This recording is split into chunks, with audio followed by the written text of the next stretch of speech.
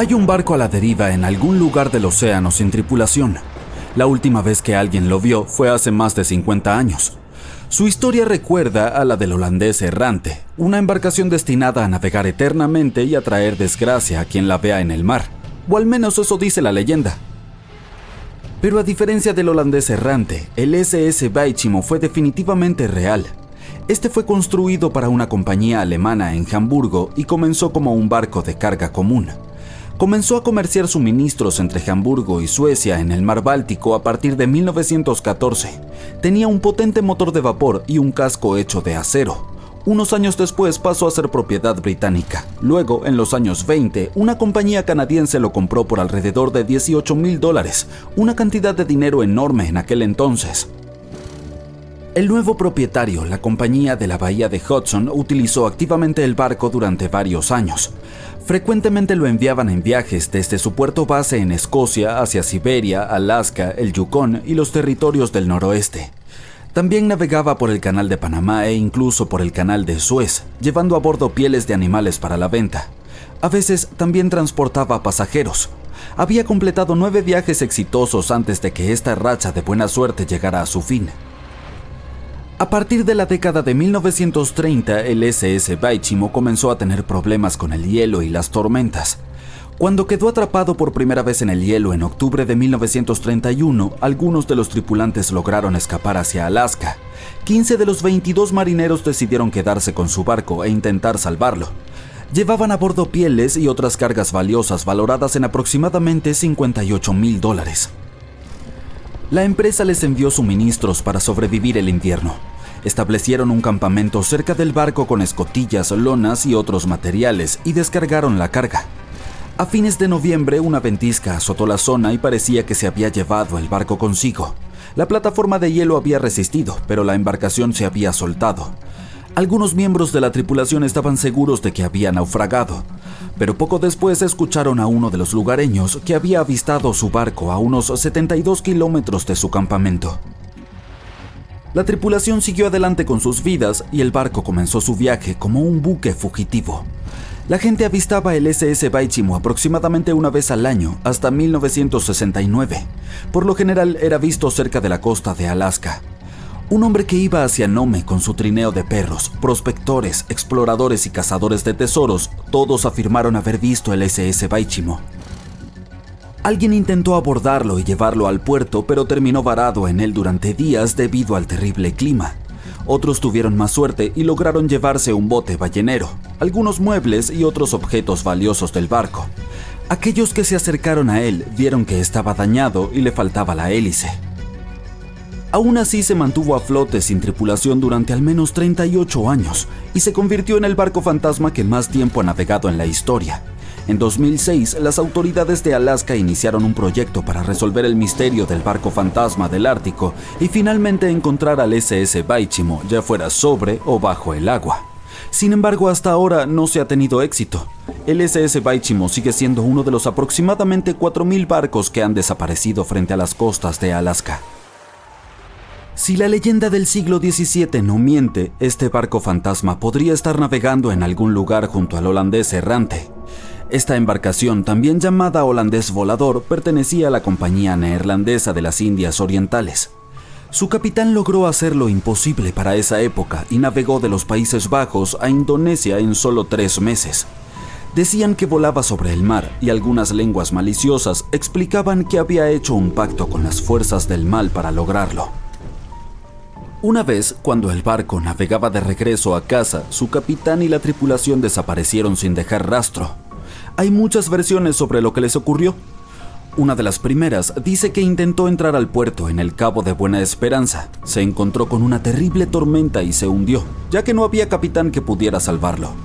Otra leyenda cuenta que el capitán se negó a obedecer a los cielos para dejar que el barco se hundiera durante la tormenta. Entonces una espantosa forma luminosa golpeó la embarcación y a la tripulación, y desde entonces fue condenada a vagar eternamente sin descanso. Muchos marineros han afirmado haber avistado al holandés errante. El duque de York, quien se convertiría en rey de Inglaterra, mencionó haberlo visto en aguas australianas. Justo después de avistar el barco, el hombre que lo vio primero cayó desde lo alto de un mástil y no sobrevivió. Hubo más encuentros con este barco legendario hasta mediados del siglo XX. Las embarcaciones casi colisionaban con él cuando el holandés aparecía de la nada. Los científicos tienen una explicación más lógica para este misterio: la Fata Morgana, que no debe confundirse con Hakuna Matata, por cierto. Cuando estás en el mar en un día caluroso y el aire está todo ondulado, se siente como cuando miras la carretera en un día de verano abrasador. Eso se debe a algo llamado refracción atmosférica. Cuando la luz pasa a través de diferentes capas de aire con distintas temperaturas y densidades, se dobla y retuerce. A veces, bajo ciertas condiciones, esta flexión de la luz puede crear ilusiones ópticas realmente bizarras sobre el océano, como avistamientos del holandés volador. El fenómeno de la Fata Morgana puede hacer que los objetos distantes parezcan distorsionados, estirados o incluso elevados por encima del horizonte. Entonces puedes ver un barco a lo lejos, pero debido a la manera en que se dobla la luz, parecerá que está flotando sobre el agua o incluso desapareciendo y reapareciendo. La Fata Morgana se observa más comúnmente en las regiones polares, en especial sobre grandes extensiones de hielo que mantienen una temperatura baja uniforme. Sin embargo, puedes verla en cualquier lugar, incluso en desiertos y sobre lagos en días calurosos. Las primeras historias sobre barcos fantasma se remontan a la mitología griega y romana antigua. Uno de los barcos fantasma más famosos de la historia es el Mari Celeste. Este bergantín viajaba de Nueva York a Génova y estaba completamente abastecido de provisiones, pero no tenía tripulación cuando fue descubierto en el Océano Atlántico en 1872.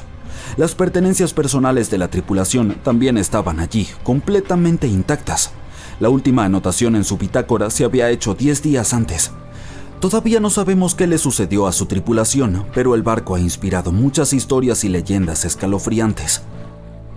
La Lady Lovibond fue otra goleta legendaria que se cree naufragó frente a la costa de Kent a mediados del siglo XVIII. La historia cuenta que el capitán del barco, Simon Reed, acababa de casarse, por lo que llevó a su esposa a bordo para un crucero de celebración a pesar de la superstición de que podría traer mala suerte. Estaban de camino a Portugal cuando el primer oficial, quien también estaba enamorado de la nueva esposa del capitán, enloqueció por celos. Atacó a otro miembro de la tripulación y luego tomó el timón y dirigió el barco directamente hacia los temidos bancos de arena de Goodwin. Nadie a bordo sobrevivió y se dice que el bergantín reaparece como un barco fantasma cada 50 años. En la actualidad, muchas embarcaciones son abandonadas de forma intencional y se convierten en barcos fantasma. Hay miles de ellas flotando en ríos, lagos, canales y aguas costeras de Estados Unidos. Algunas personas pierden sus barcos en tormentas y otros fenómenos meteorológicos extremos. Otras deben abandonarlos porque mantenerlos puede costar el 10% del precio de la embarcación. Además, el amarre de un barco puede sumar varios miles de dólares cada año. Muchas embarcaciones son construidas con fibra de vidrio, por lo que un propietario no puede simplemente reciclarlas como chatarra. Por lo tanto, cuando quieren deshacerse de ellas, a menudo las amarran a un muelle y se escabullen, las dejan flotando lejos de la costa o intentan hundirlas. Pero este es peligroso, por decirlo menos. Cuando los barcos fantasmas se hunden en aguas poco profundas, pueden causar daños a los arrecifes de coral, manglares, humedales, hábitats de ostras y zonas pantanosas. Además, pueden colisionar con embarcaciones regulares sin esperarlo y causar problemas reales. Así que no abandones tu barquito. Ya está dicho. El viaje comenzó como cualquier otro. El carguero SS Cotopaxi se dirige a La Habana, en Cuba, para entregar carbón. Es el 29 de noviembre de 1925. Para el capitán Mayer, su tripulación y el barco, que salieron del puerto de Charleston en Carolina del Sur, será el último viaje. Su ruta atravesaba el Triángulo de las Bermudas. 2 días después de haber zarpado, el Cotopaxi envió una señal de auxilio. Había sido víctima de una fuerte tormenta tropical que lo había llevado a volcar. El viento era muy intenso y venía acompañado de unos poderosos relámpagos. La lluvia llenó progresivamente la bodega del barco. De pronto hubo un destello blanco y el barco desapareció sin dejar rastro.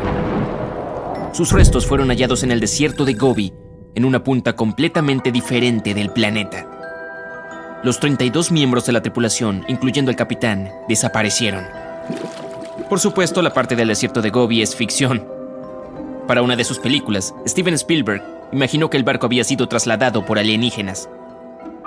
En la vida real, el barco no fue encontrado y no volvió a saberse nada de la tripulación. Se lo declaró oficialmente desaparecido y nadie logró hallar los restos. Parece uno de esos clásicos casos de fenómenos misteriosos en torno al Triángulo de las Bermudas, pero la mayoría de los misterios se resuelven tarde o temprano. En 2020, el Cotopaxi fue hallado. Un hombre llamado Michael Burnett se había mudado a Florida para estudiar naufragios en la costa. Uno en particular llamó su atención. Era mucho más grande que el resto, y las personas de la zona lo llamaban Naufragio del Oso. Se encontraba a unos 65 kilómetros de St. Augustine, al norte de Florida, pero nadie había logrado identificar la misteriosa embarcación. Y así, Michael comenzó a hacer trabajo de detective. Midió los restos y revisó toda la información que logró encontrar. Repasó cientos de periódicos viejos y registros de seguros y echó un vistazo a los artefactos que formaban parte del naufragio. Tras cientos de horas de trabajo duro, Michael quedó convencido, era el Cotopaxi. Pero desde hacía unos años, corría el rumor de que el mismo barco había aparecido en la costa de Cuba. La Guardia Costera había encontrado los restos de un carguero de un tamaño similar y muy parecido al barco desaparecido en 1925. Michael estaba seguro de que se equivocaban, así que unió fuerzas con unos periodistas científicos y siguió investigando. Pronto descubrieron algo que parecía confirmar las sospechas. Los buzos hallaron válvulas de latón cerca de los restos con las letras SB.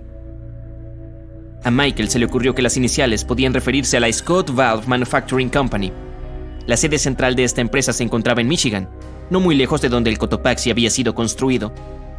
Así que era probable que hubieran abastecido a la embarcación con partes. El rompecabezas parecía estar resuelto. El naufragio del oso era realmente el carguero desaparecido. Pero aún restaba hallar la razón del hundimiento. ¿Acaso el Cotopaxi había sido víctima de algún fenómeno misterioso en el Triángulo de las Bermudas? Más tarde, Michael dio con el testimonio del carpintero del barco entre unos viejos papeles. Afirmaba que las escotillas que cubrían el carbón se encontraban en pésimas condiciones antes del hundimiento.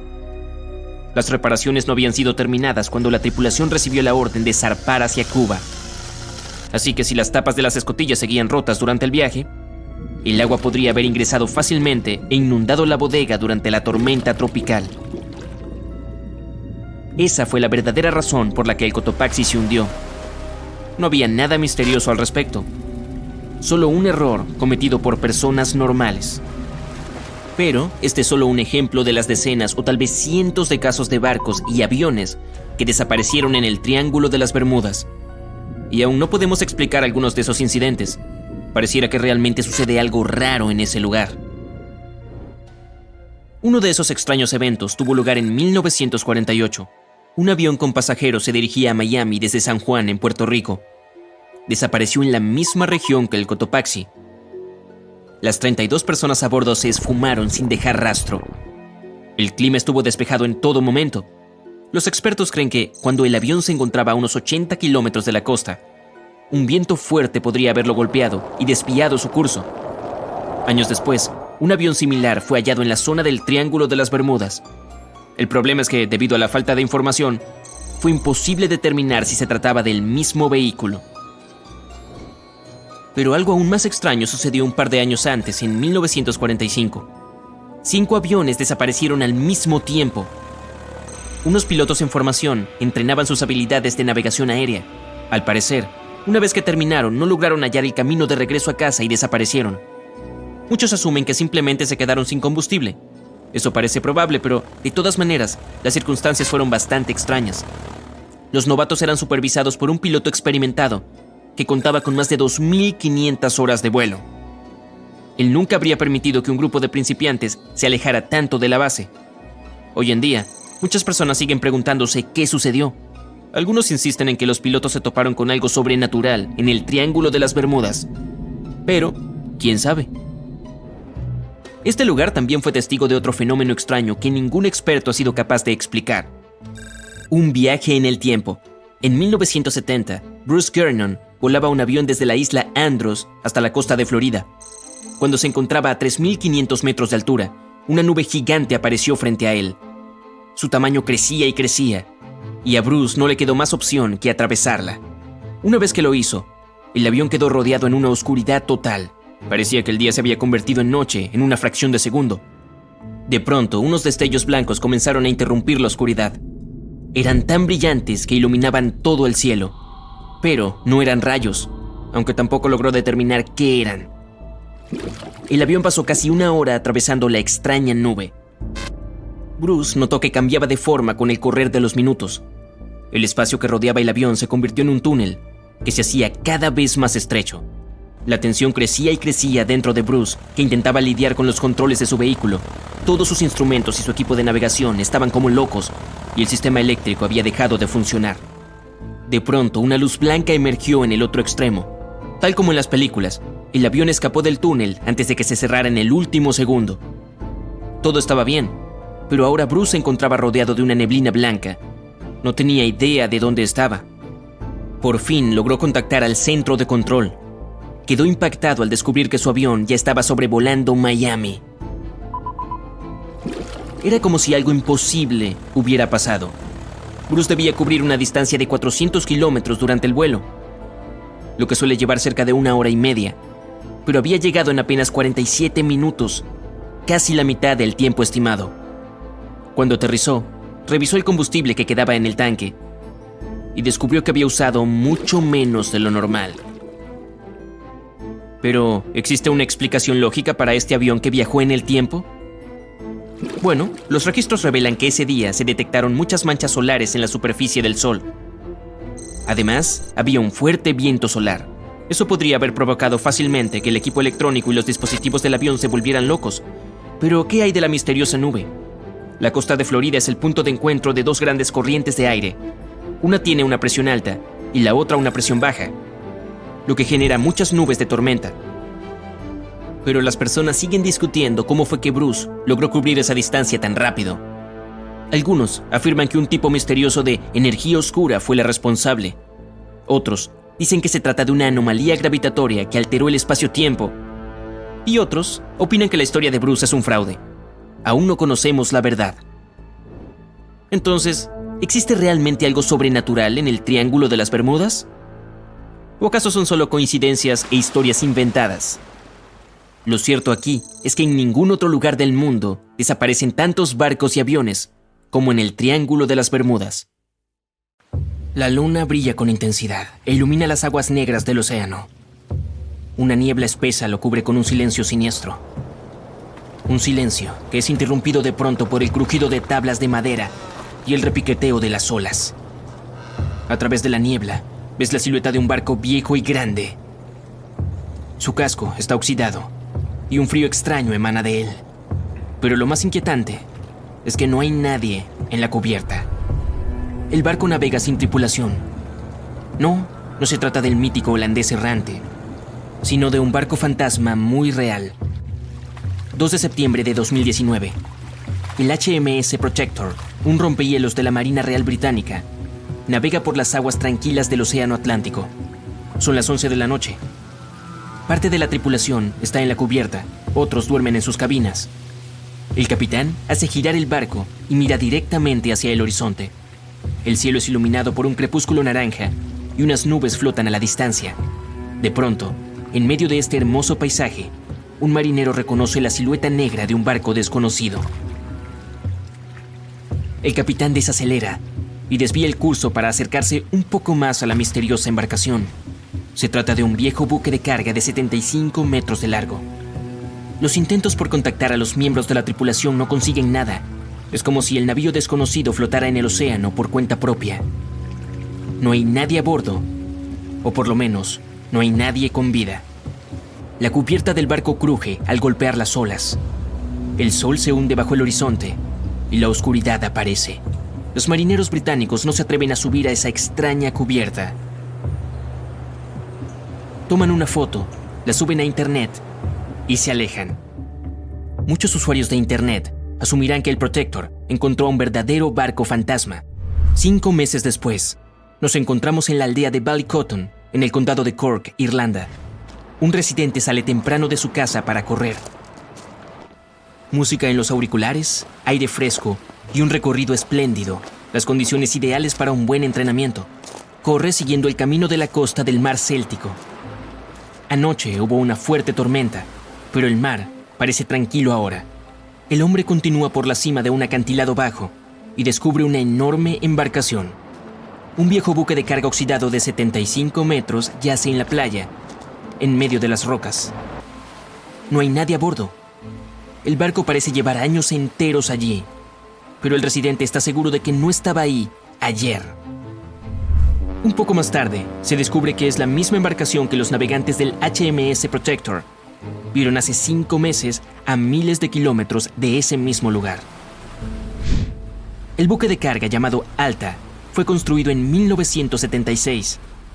Nadie sabe quién lo utilizó todo este tiempo y con qué fines. Solo se sabe que en 2017 pasó a manos de un nuevo dueño y fue señalizado con la bandera de Tanzania.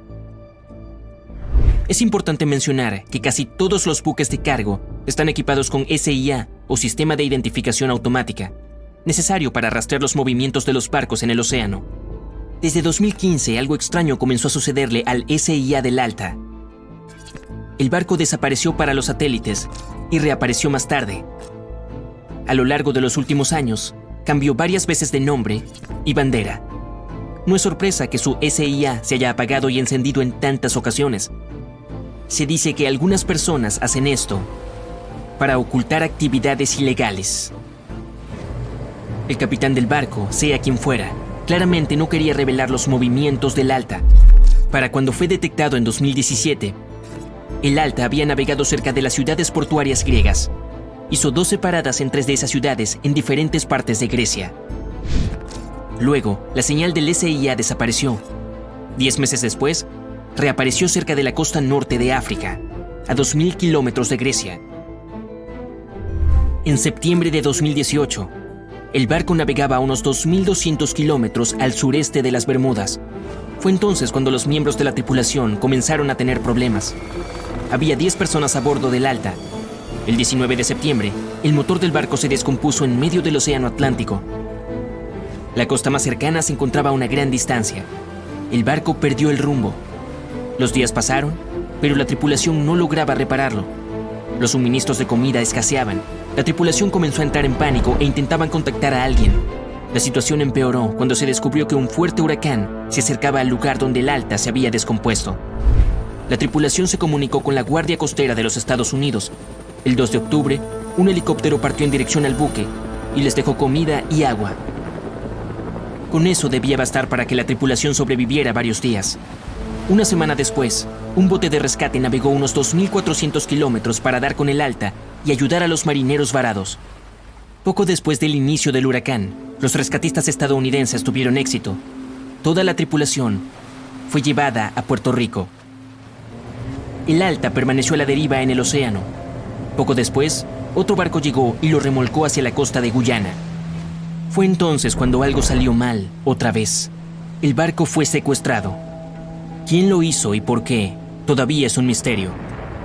Pero después, por alguna razón desconocida, los responsables decidieron abandonarlo a su suerte en medio del océano. Durante casi un año, la ubicación del barco no pudo ser rastreada. Después, en septiembre de 2019, la Marina Real Británica lo encontró. Se desconoce cómo fue que el Alta logró cubrir la distancia del Atlántico y terminar en la costa de Irlanda. Se inició una investigación en este último país. Es necesario identificar al dueño del buque y hallar a alguien responsable para que lo remolque. Pero desde entonces no han encontrado a nadie. En una ocasión, una persona desconocida llamó a las autoridades irlandesas y dijo ser el dueño del Alta, pero no ofreció ningún tipo de evidencia. Se encontraron varios barriles de petróleo a bordo. Para desmantelar el barco, las autoridades tendrán que gastar unos 10 millones de euros. Los residentes locales también están molestos con el naufragio. El metal corroído es malo para el medio ambiente. Y unos chicos ya han subido a bordo. Publicaron un video en internet desde el interior del buque abandonado. El destino del Alta continúa sin resolverse. Aún permanece ahí. Ese barco navegó solo 2 años por el océano. En cambio, imagina si otra embarcación hiciera lo mismo durante 38 años. En todo ese tiempo, nadie logró capturarla. Y las personas aún siguen buscándola. Ese barco se llama SS Beichimo. Se trata de un buque mercante propiedad de una empresa comercial canadiense. En 1931, el barco quedó atascado en el hielo cerca de la costa de Alaska. Una fuerte tormenta de nieve se desató. La tripulación esperó una semana antes de que se terminara, pero solo empeoró. Un día, el clima mejoró un poco y una parte del grupo fue evacuada a la ciudad más cercana. El resto, junto con el capitán, instaló un campamento cerca del barco. La tormenta volvió a estallar y no se detuvo por un buen tiempo. Era tan intensa que el capitán no podía ver lo que había a más de 1 metro de distancia. Por fin, cuando la tormenta pasó, el capitán descubrió que el navío simplemente había desaparecido. Supuso que el Beichimo se había hundido durante la tormenta. Una semana después, se le vio deambulando cerca del lugar donde se había perdido. El casco estaba tan dañado que no era seguro navegar en él. Así que el capitán decidió abandonarlo. Sin embargo, este no se hundió. Pasó 38 años a la deriva, recorriendo distintos puntos de la costa de Alaska. Más de una vez, las personas subieron a bordo, incluyendo a unos residentes nativos de Alaska y un grupo de investigadores. Los intentos de salvarlo del mar terminaron en fracasos. Las operaciones de rescate fueron saboteadas por el hielo a la deriva y el mal clima. La última vez que se le vio fue en 1969. El barco estaba congelado y bloqueado por el hielo. En 2006, el gobierno creó un proyecto especial para hallar al Beichimo. Sin embargo, en todos estos años, sigue sin aparecer. Su paradero es un misterio. Es probable que por fin haya encontrado la paz y que ahora descanse en el fondo del mar de Chukotka. Una espesa niebla se levanta sobre el océano mientras el sol se hunde lentamente en el horizonte. Es difícil ver más allá de unos metros, pero eso es suficiente para notar una forma descomunal y esquelética a la distancia. A medida que el barco se acerca a ella, tu corazón late más rápido y entonces distingues los detalles de otro navío, abandonado por lo que parece. Los barcos fantasma existen y sus misterios no siempre se resuelven. Por ejemplo, el MV Joyita era un barco de madera construido en 1931 como yate de lujo. Sirvió a varias personas durante más de 20 años antes de que lo comprara un marinero samoano y se convirtiera en un barco mercante. Pero en 1955 el servicio del Joyita llegó a un final abrupto y misterioso. El 3 de octubre zarpó para otro viaje comercial que no debería haber durado más de 48 horas. Los retrasos ocurren en el mar, así que cuando el Joyita no llegó el 5 de octubre, como estaba previsto, no hubo mucha preocupación todavía. Pero entonces tampoco llegó al día siguiente. No hubo ninguna señal de socorro, ni ningún otro signo de la presencia del Joyita en ningún lugar entre sus puntos de partida y de llegada. Se envió un grupo de búsqueda y rescate para encontrar el barco, y durante 6 días estuvieron explorando la zona de casi 259,000 kilómetros cuadrados. El 12 de octubre la misión regresó a la base con las manos vacías. Joyita desapareció sin dejar rastro. Solo un mes después, otro buque mercante, el Tuvalu, se percató de que el barco desaparecido estaba lejos de su ruta, a la deriva en mar abierto, y escorándose fuertemente. Los marineros abordaron el navío y descubrieron que toda la tripulación y los pasajeros, 25 personas en total, habían desaparecido junto con toda la carga que llevaba el barco. La radio estaba sintonizada en la frecuencia internacional de socorro, lo que significa que la tripulación intentó pedir ayuda, pero no pudo comunicarse con nadie porque el cable de radio se había dañado, limitando el alcance a 3,2 kilómetros. También faltaban los botes salvavidas, lo que indicaba que las personas a bordo debían haber abandonado el barco. Por desgracia, parece que se llevaron el diario de navegación, lo que dejó al equipo de rescate sin saber qué había pasado. Incluso hoy, el misterio del MV Joyita no se ha resuelto. Nadie sabe a dónde fueron la tripulación y los pasajeros, ni qué provocó que se fueran. El SV Carol A. Deering no era un barco fantasma en el sentido habitual de la palabra. No se le vio en alta mar. En cambio, fue encontrado en la costa, pero las circunstancias de su encallamiento son un rompecabezas rodeado de misterio. El Carol A. Deering se construyó en 1919 en Maine y era un buque de gran tamaño hecho para viajes comerciales. Por desgracia, a pesar de su elevado costo de construcción, solo había prestado servicio durante 1 año antes de su último viaje. 19 de julio de 1920. El barco viajaba de Puerto Rico a Río de Janeiro vía Newport News para entregar un cargamento de carbón. Estaba casi a mitad de camino hacia su destino final cuando el capitán cayó gravemente enfermo. La tripulación regresó para dejarlos a él y a su hijo y para sustituirlo. El viaje transcurrió sin incidentes, pero cuando llegó a Barbados en diciembre para reabastecerse, hubo extraños ánimos entre la tripulación. El primer oficial no parecía estar contento con el nuevo capitán. Nadie le prestó mucha atención en ese momento, cuando probablemente debería haberlo hecho. El último avistamiento del Carroll A. Deering en el mar fue el 28 de enero de 1921, cuando un buque faro lo divisó frente a la costa de Carolina del Norte. Hubo cierto revuelo en el alcázar del barco, donde normalmente no se permitía a la tripulación. Luego otro buque lo avistó, pero ya no había nadie en las cubiertas. El 31 de enero, el buque mercante fue encontrado encallado en los Diamond Shoals, un lugar famoso por los numerosos naufragios que se han producido ahí durante siglos. Cuando el grupo de búsqueda y rescate abordó el barco, lo encontró abandonado con el diario de navegación y los objetos personales de la tripulación desaparecidos junto con los 2 botes salvavidas.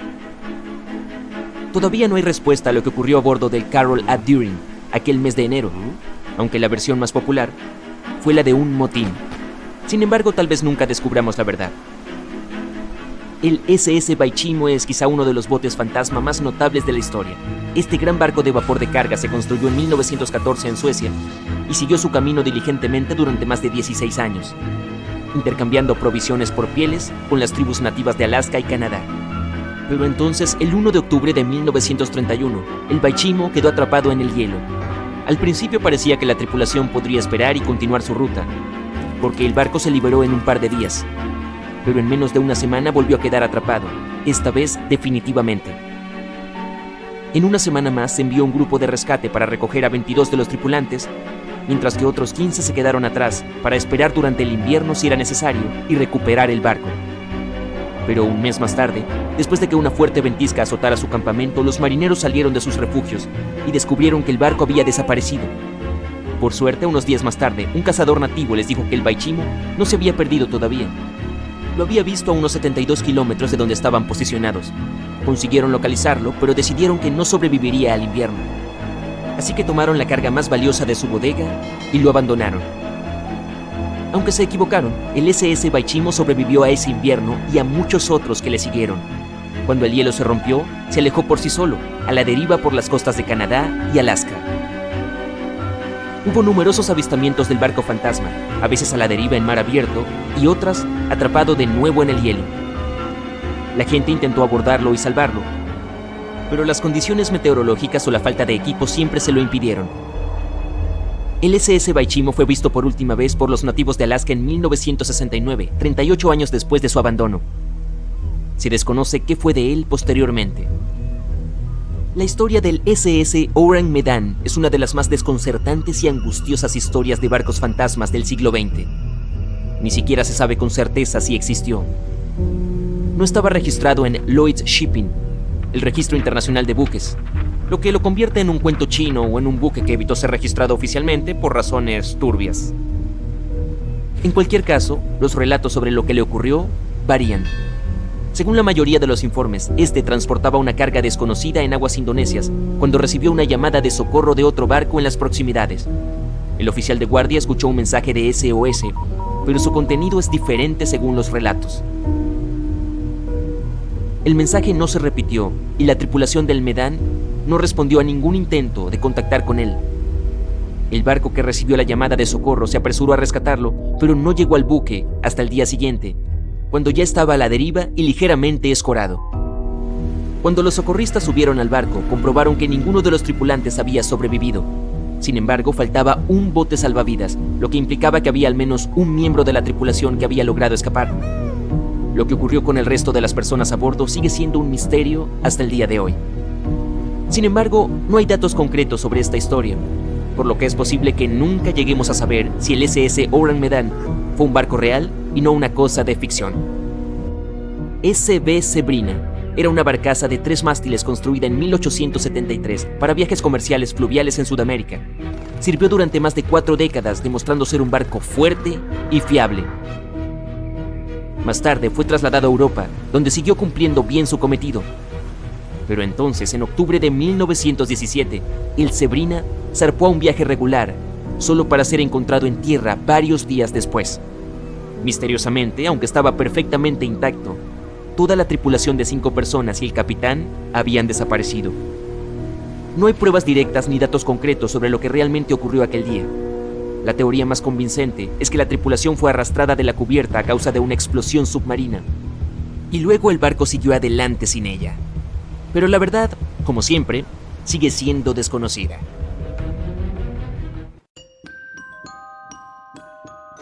Corría el año 1854 y el SS Arctic, el transatlántico de pasajeros más rápido de su época, partía para cruzar el Atlántico. Mientras navegaba a través de la bruma, desapareció lentamente hacia lo desconocido. Collins Line era una compañía naviera estadounidense que se fundó en 1818 y comenzó a comerciar en el transporte transatlántico en 1835. Sus barcos de vapor cruzaban el Atlántico desde Liverpool hasta Nueva York en solo 10 días. No parece muy rápido hoy, lo sé, pero en aquel entonces el mismo trayecto les tomaba a otros barcos varias semanas. Ligeros en el agua con sus cascos de madera, propulsados por una potente máquina de vapor, esos barcos eran la opción favorita de muchas personas de alto perfil. ¿Qué podría salir mal con una nave tan avanzada?, pensaban. Esto me recuerda a otro barco que todos creían que era insumergible. Pero bueno, volvamos a la línea Collins. Llegó a ser un verdadero líder en las rutas transatlánticas con solo otro competidor, Cunard's Line. Era una compañía británica que también aspiraba a ser la fuerza principal a través del paso del Ártico. En 1835 la compañía recibió un nuevo barco que viajó a Liverpool y regresó a Nueva York con el mayor cargamento jamás visto hasta ese momento. A partir de entonces, la línea Collins fue creciendo cada vez más. Parecía que solo le esperaban grandes éxitos. Desafortunadamente, sus lujosos barcos se volvieron muy costosos por la cantidad de carbón que usaban.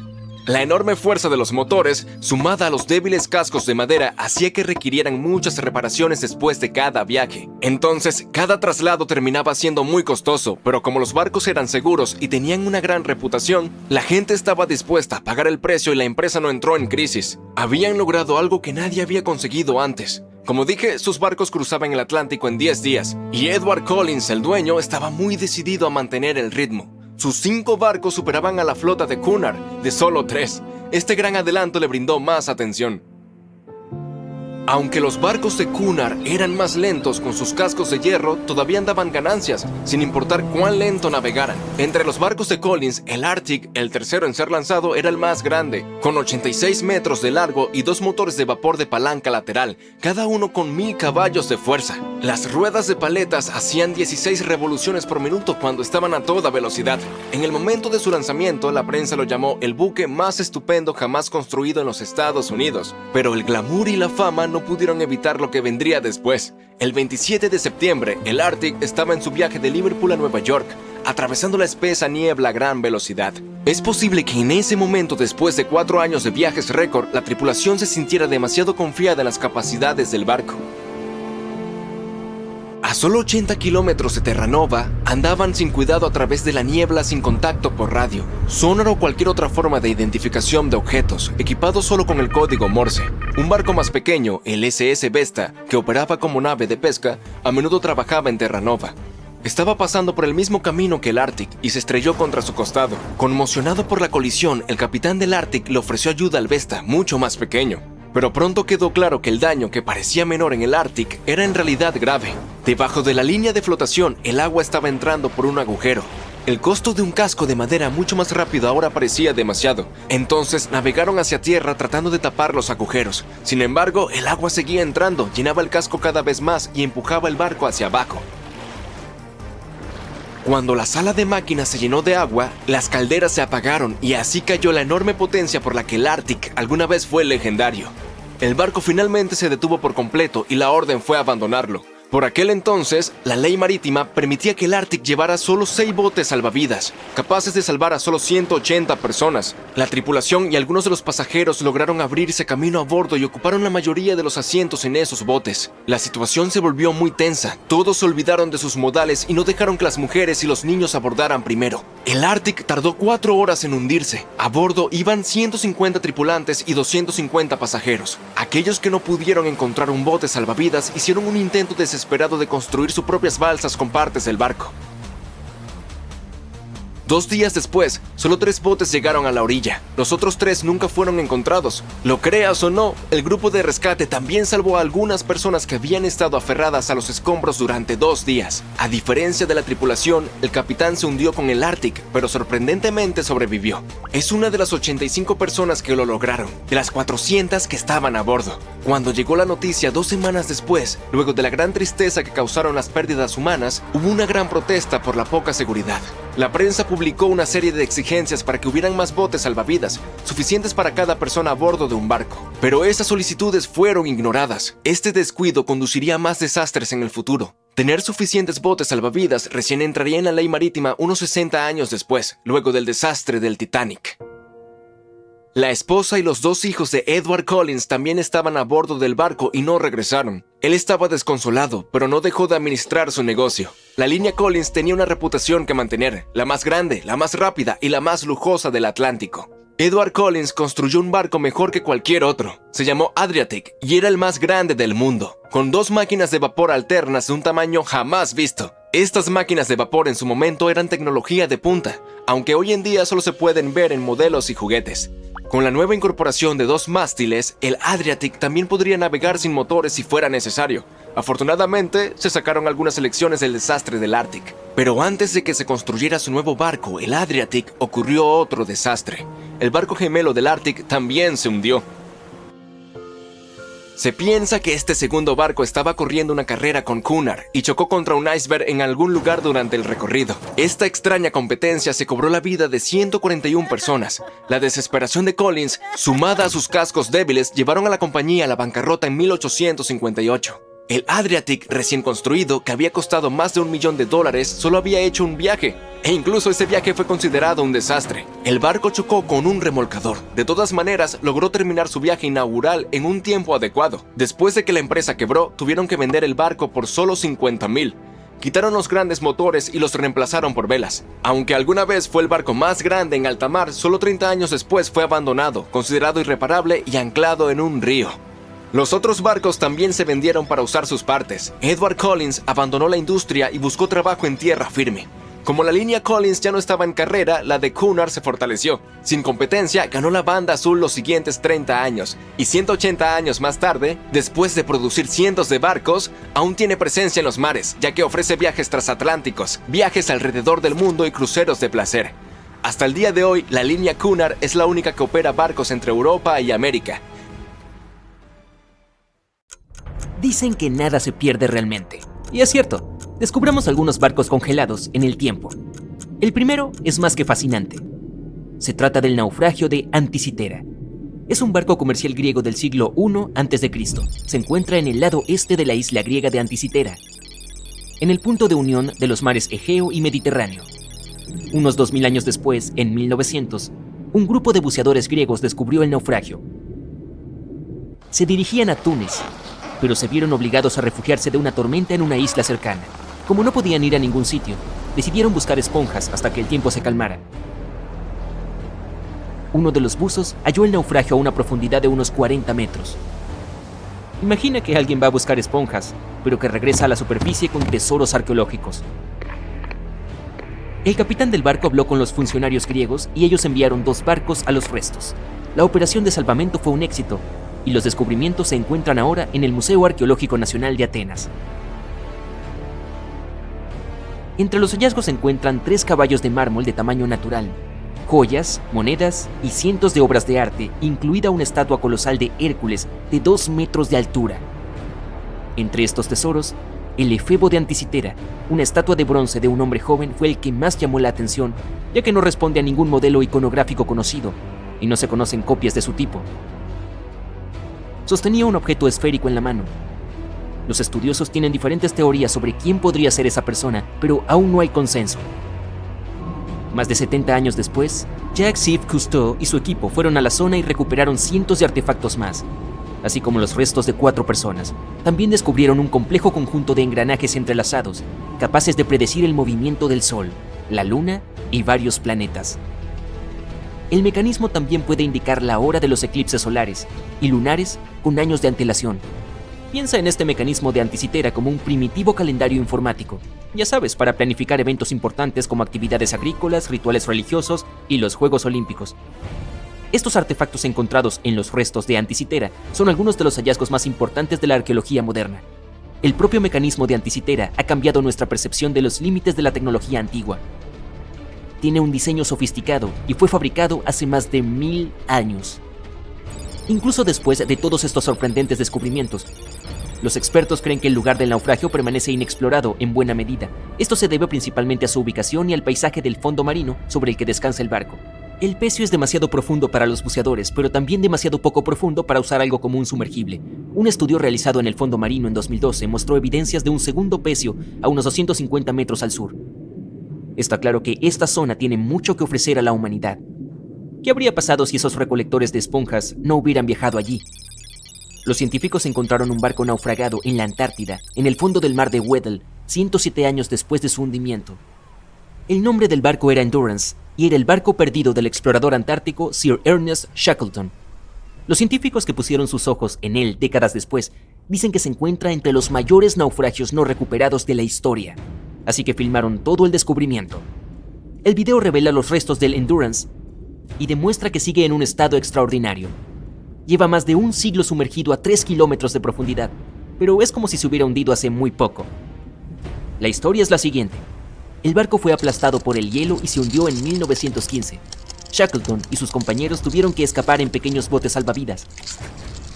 A partir de entonces, todo era cuestión de supervivencia. Shackleton logró poner a su tripulación a salvo, pero el barco se hundió. Sí, es una historia impresionante, aunque ¿por qué los científicos aprecian tanto este barco? En primer lugar, la expedición imperial transantártica de Shackleton navegó para realizar la primera travesía terrestre de la Antártida. Sí, la tripulación quedó atrapada en el hielo, pero la intención era importante. En segundo lugar, se trata del propio desafío de hallar el naufragio. El mar de Weddell está casi siempre cubierto por un grueso hielo marino, el mismo que hizo que el Endurance se hundiera. Acercarse al lugar del presunto hundimiento es súper difícil y ni hablar de llevar a cabo la investigación. Los expertos del equipo de exposiciones modernas previeron el momento con la menor extensión del hielo marino antártico utilizando imágenes satelitales. Se dieron cuenta de que el clima estaba a su favor para iniciar una expedición. El Dr. John Shears dijo que han completado con éxito la búsqueda de naufragios más difícil del mundo luchando contra un hielo marino en constante cambio, ventiscas y temperaturas que descienden a menos 18 grados Celsius. Si estas condiciones son las favorables, no puedo imaginar las peores condiciones en la Antártida. Por último, mira esto, es madera. Está en muy buen estado y es posible leer el nombre del barco. Aún es visible. El arqueólogo marino Mensum Bond dice que este es el mejor naufragio de madera que ha descubierto. Tiene una carrera de 50 años, así que le creo. ¿Cómo es que la madera no está podrida? La doctora Michelle Taylor, bióloga de las profundidades polares, asegura que la madera se ha deteriorado poco porque los animales que comen madera no se encuentran en esta región libre de bosques de la Antártida.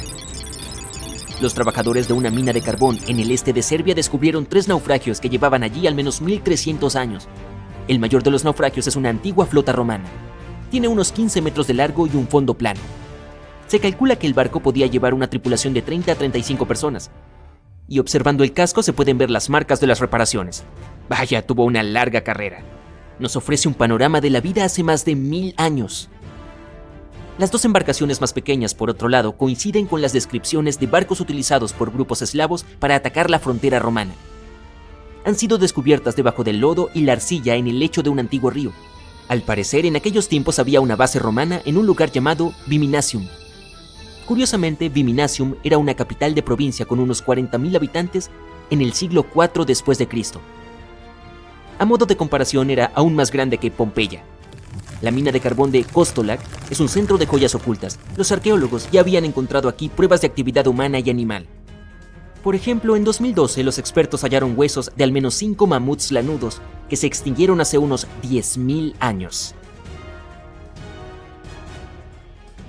Unos arqueólogos han encontrado un barco 150 años después de su desaparición en las aguas del Ártico canadiense. Este buque mercante se llama HMS Investigator. Fue adquirido en 1848 para buscar el barco del explorador Sir John Franklin, que se perdió en la expedición del Paso del Noroeste. Así, el HMS Investigator partió de Gran Bretaña en 1850 para esta operación de rescate, dirigida por Robert McClure. El capitán se dio cuenta de que se encontraba en la etapa final del Paso del Noroeste, la ruta marítima a través de América del Norte. Sin embargo, antes de que pudiera adentrarse en el mar de Beaufort, el barco de 122 toneladas se atascó en el grueso hielo. La tripulación pasó el invierno en el estrecho del Príncipe de Gales. En el verano siguiente, McClure intentó, una vez más, navegar hasta el final del paso, pero el hielo volvió a bloquearle el camino. La tripulación se vio obligada a abandonar el barco por segunda vez. McClure los llevó a la Bahía de la Misericordia y allí permanecieron hasta 1853, cuando la tripulación del HMS Resolute los rescató. Imagínalo, una tripulación de 60 personas tuvo que pasar 3 inviernos en el Ártico sin saber si sobrevivirían. Más tarde, el barco fue hallado en posición vertical a una profundidad de unos 11 metros. Estaba en muy buen estado. El agua del Ártico impidió que la cubierta exterior se deteriorara rápidamente. El contorno del barco y su madera pueden apreciarse sin problemas. Además, los arqueólogos han descubierto artefactos en tierra abandonados por los marineros. Habían descargado todo antes de abandonar el Investigator. También han descubierto 3 tumbas de marineros y un naufragio de la Marina Británica en la zona. Me pregunto qué más podrían encontrar allí.